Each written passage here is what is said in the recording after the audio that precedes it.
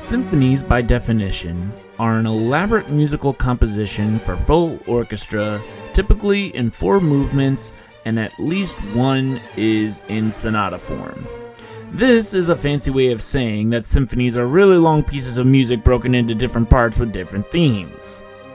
A good symphony will try to tell you a story. Beethoven's Ninth Symphony was supposed to tell a joyful story about overcoming personal struggles and triumph. But Haydn's 94th Symphony was to surprise you at various moments. The beautiful thing about symphonies is that each section is a different genre of music which helps tell that story.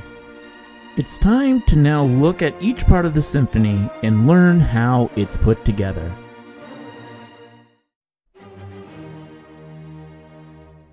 You always want to leave a good first impression on the audience, and the opening movement of symphonies should do that. The first movement of a symphony is normally a kind of fast song that gets you interested in the rest of the piece. Either way, the first movement needs to be cheerful and moves at a fast and lively pace. Don't be surprised if you hear the melody of the movement repeat itself several times, but it will be told in a different style each time you hear it. Think of the first movement as the first chapter of a book, where you meet everyone and get a feel of how the story's gonna go.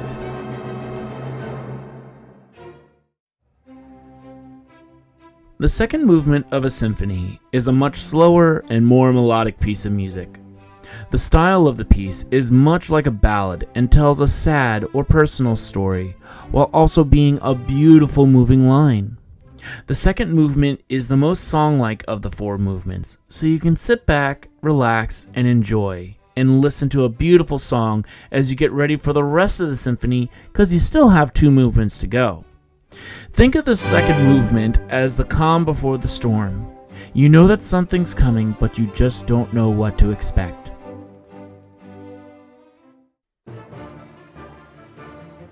The third movement of a symphony is your dance number.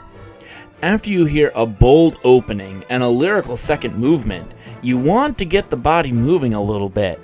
So the third movement is meant to be some type of dance style. Traditionally, this means the song will be some type of waltz. Now, while this may seem a little old-fashioned, in the 17 and 1800s, the people really enjoyed this style of music. Think of the third movement as that dance number that always gets you moving.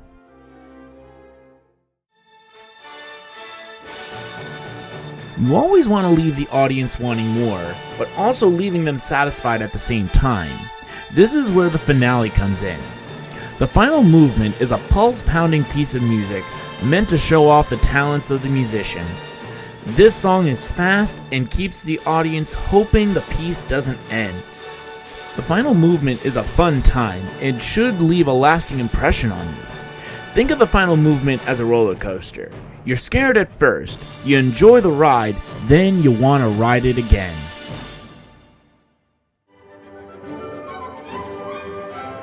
While the symphony may seem like an old-fashioned style of music, it actually has relevance to this day. Think about it, great composers had to write a long piece of music with 4 different song styles.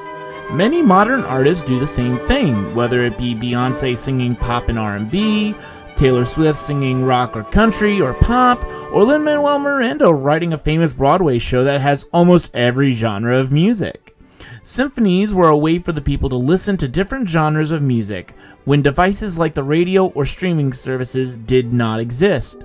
Symphonies gave people that chance to listen to music that gets you excited, relaxes you, or just wants to get you to dance. This is why symphonies should be considered one of the important styles in music history.